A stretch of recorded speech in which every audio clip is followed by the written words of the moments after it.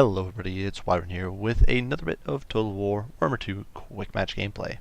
This time around, it's going to be a bit of a double cast because this first match is a relatively quick one and a rather, I think, pretty fun one, but regardless, we were playing it and going in here as Lizardmen, and I've been having a lot of fun experimenting with Mazda and sort of these alternative builds, for lack of a better term, with either Mazda or a normal Slan Mage Priest on just the normal sort of toilet seat mount, I guess just a toilet seat, and then sort of using the fact that you've got a cheaper, efficient caster lord to then max out the rest of your army, get much more expensive lord choices there, because normally if you bring, say, Krokar and Grimlock, or if you bring a Krokar and a caster even, or Mazda on Slack, it's such an expensive investment, but you can really cut some corners with Mazda or a Slan Mage Priest and get some pretty cool stuff in the process. So in this one I did bring Mazda. You can see, because we are against Dark Elves here on Broken Lands, we've kitted him out rather well. I did bring Net of Mintok. You never know what you're going to need against,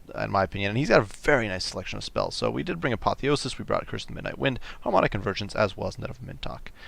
We also do Shield of the Old Ones to provide that sweet, sweet magic resist, Banishment, as well as the Ruination of Cities. So some really potent nuking spells.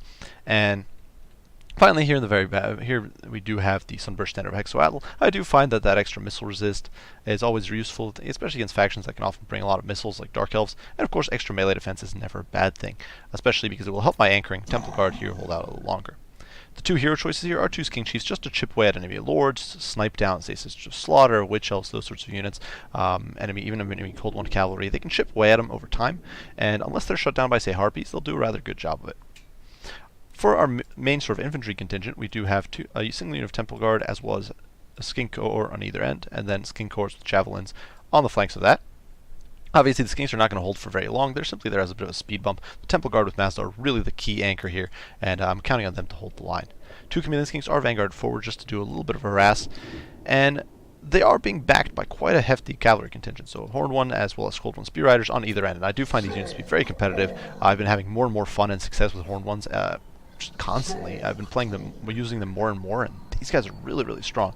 Certainly, if they rampage prematurely, you'll be in a bit of trouble, but they can do a really good job.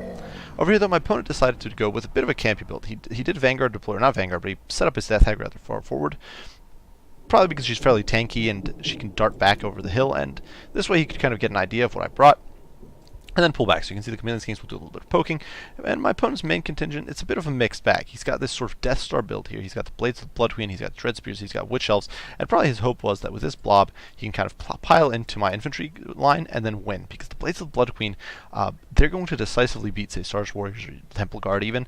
And once they've got that win, they can then snowball that front line and win it pretty decisively. And of course, Sarge will not crush through Helbroni or Witch Elves that quickly. On the other flank, though, we have some Dark Riders, of course, to shut down Skink Skirmishers, Chameleon Skinks, all that sort of stuff, as well as the Slanish's Harvesters and the Knights of the Ebon Claw. So, Knights of the Ebon Claw, very, very potent unit. Obviously, they don't rampage, they've got Murderous Mastery, so they can do a lot of damage for sure. As you can see, Melkoth's Miasma has been hitting my Chameleon Kings, and I actually have not spotted my opponent's build. I didn't know that he had a Shadow Sorceress at this point, of course, because I've been hit by Melkoth's Miasma, but I didn't entirely know where his troops were. I only knew that his cavalry was around here, and then that he had these Harpies over here who were vanguarded and pushing into my backline. So I do kind of leave these Chameleon Kings a little bit exposed, mostly trying to bait those Harpies in, but finally I do see Marathian. My opponent is going to start pushing over the top here and come into my field of view. The King Chiefs up in the air here are doing some sort of chip damage, picking away at these Dark Riders. They pick off a few models here and there, but we're shortly going to start focusing on Marathi and really making her life living hell. Because Marathi on foot really can't dodge that effectively. They're pretty accurate, and you can see they're just sniping her down 100 HP at a time. Now, my opponent here does drop Melkoth's Miasma on these Chameleon Kings. He's going to debuff them or drop them a whole bunch with these Harpies, but we're immediately going to countercharge with some Horned Ones as well as some Cold One Spear Riders and just mince through these Harpies. They really don't stand a chance. This is not where they want to be in life. And those Harpies are forced off immediately, just torn to shreds. Now this is really, my opponent, you can see, just charging over the top. He takes his Dark Riders and charges straight into these Skinks. Surprisingly, not a terrible move, because he's not really going to be able to get over here into my cav. And certainly Dark Riders, they've got a 40 charge bonus. They've got respectable weapon strength with that charge, and they'll be able to tear through these Kings pretty effectively. But you can see here, as my opponent just starts this sort of charge into the fray here, he's pushing in with his Blades of Blood Queen, his Spears, all these units, they're all clumping up because he went for this Death Star build. We are going to drop immediate end of Mintok as my cav is collapsing on the flank. You can see a bit of a Soul Stealer going down here, trying to keep these troops, trying to keep Wrathy alive, really. But here we're going to get a flank, and this net goes down. My opponent just piles all of his troops into this net, probably not anticipating that he was going to get netted, or not fast enough on the draw, not fast enough to stop. And now he's netted, and down goes the banishment. You can see just nuking these guys. Mazda just raking in the kills, laughing on his toilet seat as this ball of destruction rolls through, and then destruction of cities coming in. And it just annihilates this blob of Dark Elf infantry. You can see there's almost nothing left. Blades of Blood been getting annihilated. The Banishment is piling through them. It has definitely done some damage to our Cold War Spear Edge, to our Hormones, all these units. They're being rampaged by the Witch Elves. But at this point, it's just game over in the space of a heartbeat. If we look at Mazda, he is up to 215 kills, having basically just snapped his fingers. And at this point, there's basically nothing left. You can see Marathi's getting Chi-sniped. That's a World of Tanks term. I do apologize there. I used to play so much World of Tanks, but she's getting sniped down by Marathi. By my Skinks. Just completely getting destroyed. Here in the pits, the Witch Elves have been completely destroyed. The Horde ones just feasting on them. They're getting completely torn to shreds here. We can look at these fine dinos, these fancy Horde ones, as my opponent decides to simply GG at that point, because that was a destructive, annihilating banishment. It's just so very powerful.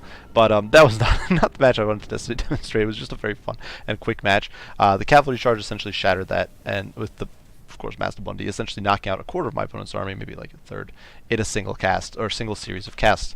So definitely be very careful about blobbing. My opponent essentially lost his whole, or most of his infantry contingent there, to a single cast, or a series of two bound casts, which is pretty brutal stuff. Definitely need to bring some zoning tools to deal with Skink Chiefs. You need to bring some tools to deal with Commanding Skinks. If you're playing as Dark Elves, you definitely need that equipment. And my opponent just didn't really have it, I don't think. Same thing with Harpies. Marathi wasn't even mounted, so she had very low HP, made her much more susceptible, much easier target. I'm not really sold on Marathi being the best pick here either. I think you're probably better off with Malekith, simply for the reason that he's much tankier against missiles play, because Malekith's got built-in physical resist, missile resist, a shield potentially if you put him on a cold one, so or on foot, and so that's all in all pretty solid. Good news, my opponent here, Staff. Unfortunately, it was just such a brutal cast there from Mazda. But without further ado, we're going to hop onto a further game with the Greenskins, which is a little more serious stuff. So this time around, we are on the Northern Chaos Wastes, and we're playing as the Greenskins against the Tomb Kings. And as you can see, we've gone very wide, and my opponent has decided to go very compact, despite the fact that our armies are incredibly numerous and actually fairly comparable in size. This is one of those matchups where I think it's actually difficult to say who really has an advantage. Of course, the loads of terror, the loads of effective sniping tools that the Tomb Kings have are incredibly nifty against the Greenskins. It gives them a huge edge at just destroying the Greenskins with sort of sniping down their troops over time, just breaking their morale, sniping out their lords, and snowballing that way. But at the same time, the Tomb Kings, they're not the most mobile faction. They're definitely kind of susceptible to getting dragged down.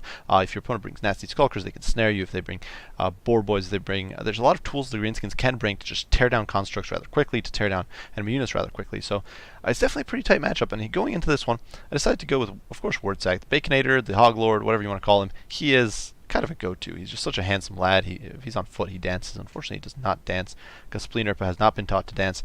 But he's got some pretty cool abilities. He's got Squiggly Beast, Bonewood Staff, of course, providing some great winds of magic, as well as a mini wall effect whenever he casts. He does have the Effigy of the Gate, which is great. You having a snare is just so critical for the Greenskins, who don't have the greatest of options otherwise. He's got Wah, of course, get back here. Here we go. Fists of Gork, as well as Brain Bursta. Of course, we also did bring Warpaint of Wordsack. We did bring Wordsack's Revenge, in fact, because, Tomb Kings are basically guaranteed to have quite a bit of casting going on. And you can kind of cripple that. And then Power of the Wah to improve our power recharge weight. Right. Now, one of the things to keep in mind is that if your opponent brings Katep, you have to be very wary, because he can really screw you out of your Wah. Katep has a thing that, old Grandpa Katep has a thing that, an ability or an item, that whenever he casts, all enemies on the map take a 15-second penalty to their cooldowns. For the Greenskins with the Wah, this is a huge problem, because of course the Wah only regenerates when you're in combat. If you lose 15 seconds and then you're losing it again and again, it can be absolutely crippling. But my opponent did not do that here, so we're a little fortunate there. And that is why I actually think Wordsack's a good choice in this matchup, because he can give you that mini wall effect with his Bonewood Staff. So for our front line here, it is mostly Savage Orc Big Guns, 4 units of them, or when I say mostly, it's Savage Orc Big Guns, backed by a single unit of Savage Orcs over here, Savage Orcs on either flank, and then 2 units of Goblins, the Regiments of Renown, the AP Cloonies on one end, and then the Warlord's Boys on the other, providing that armor sundering and of course having an immunity psychology. Rather than going with Boar Boy Big Guns, I've actually gone with Savage Orc Boar Boy Big Guns. who, although lacking the anti-large and thus having weaker melee attack against larger, actually probably pretty comparable melee attacks there with Frenzy, they do have built-in immunity to psychology, which I think is beneficial, and they are a little more mobile, which I also think is pretty good. There's also the fact that with that physical resist, they're probably a little tankier against Shopti projectiles than the normal big guns are. Finally, out on the flanks, we have a whole bunch of Wolf Riders who you can see just scattered. We've got the Regiment around the Moon Howlers, and then 4 units of Wolf Riders, one of whom immediately gets spotted here. My opponent had a very strong contingent here in the woods that I was not aware of, but I knew that he had something hidden because, of course, I could see the numbers. So he's immediately going to manage to rout off these Goblin Wolf Riders who take almost no damage and get almost nothing done before fleeing from the field. So for my opponent's build, he's gone with a bit of a wide, well, a very numerous scop, not necessarily wide. He's got 2 Shopti great bows, one of which is the Regiment around the Chosen of the Gods, who are immediately going to start pegging my Savage Orc Brigands. They're backed by a front line of Tomb Guard, who of course are very potent. They'll trade rather well with Savage Orcs, just because their high melee defense compensates for the relatively good hitting power of the Savage Orcs. And of course, Savage Orcs don't have the best melee defense, and these guys with their high weapon strength are going to be hitting like trucks against the unarmored Savages. For a second line, my opponent has basically just a reserve of Skeleton Warriors, Skeleton Spearmen, as well as 2 Archers, Skeleton Archers, as well as the Blessed Legion of Demonetization. Archon the Black here with just Spear Leech and Doom and Darkness, definitely trying to play on, or take advantage of the fact, play on the fact that I've got very bad leadership. Liber Mortis, of course, for the resistance, Staff of Nagash for the power, and Tomb Blade of Archon for those skeleton summons. So these can be very disruptive and very annoying, so you definitely have to be wary of those. Finally, in the back here, we do have a Tomb Prince with, of course, the Curse of Chaff, as well as the Tomb Strike, which provides terror, and then a single unit of Necropolis Knights with Halberd. So that's providing kind of a major anti-large advantage. Regardless, the Goblin Wolf Riders are going to rout almost immediately. You can see there, they're down to 51 models. Although they could have probably escaped these Necropolis Knights, with the Doom and Darkness, they're simply going to get routed off the map. Unfortunately for my opponent, though, I'm not looking to allow him to get away with this. He's kind of pushed forward, looking to get shots into me while zoning off these kiters, or these flankers. And unfortunately, because of that, he wasn't paying attention here, and the Chosen of the Gods get hit by an effigy. They get, and in come the Savage Orc Big Guns, and they're just going to take these guys to pound town. You can see just how fast these Chosen of the Gods are going down. We haven't actually popped Y yet. I'm saving it for when the engagement properly kicks off. You can see we actually don't get our charges off on these Tomb Guard, which is, once again, a bit of a mistake, because that's where so much of your advantage is wrapped up. We are going to be able to bust these Chosen of the Gods, and then immediately pop the wall, and you can see just how fast things are going to snowball out of control here. Tomb Guard over here just getting torn apart by Savage Orcs, who are much cheaper.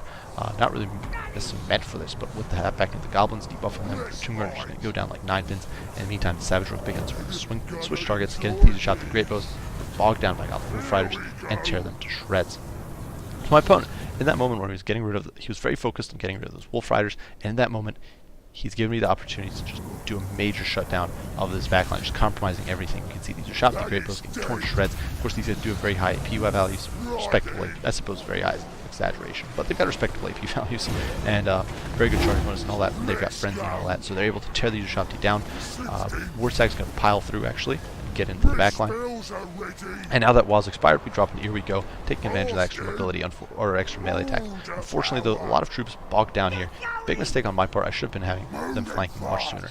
But we are now collapsing my opponent's army, which is kind of pinned down here. That said, you can see we've definitely already bouncing powers shifted pretty heavily in our favor. Our Gobos are only now getting routed off by the Necropolis Knights and the Summoned Skeletons. But we've got more than enough reserves to kind of collapse here. These are Shopti get summoned, trying to cut Wartag off in a bad spot. But trapped on the Savage Orc Big Guns, the Brain Burster does go down just to keep that buff to melee attack up. And these are Shopti are not going to last long. They're not going to be long for this world. They're just going to get torn apart once again, just dragged into the muck.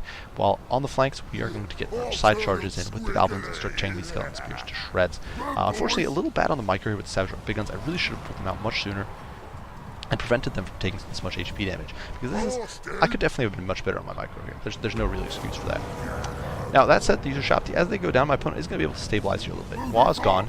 Wartag's pretty beat up. He did get hit by a Spear Leech, and I actually charged back in here, trying to get some damage in, which I really shouldn't have. Should have kept Wartag out of the fight, gone for a different location, just run away.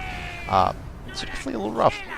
Now, elsewhere, you can see our Savage Orc Big Guns here pursuing the Blessed Legion of Demonetization. They're going to get bogged down here in these Skeleton Archers, not getting a full charge. The opponent's going to tie us down here, which is very bad for us. But certainly, Savage Orc Big Guns tear through Savage Orcs.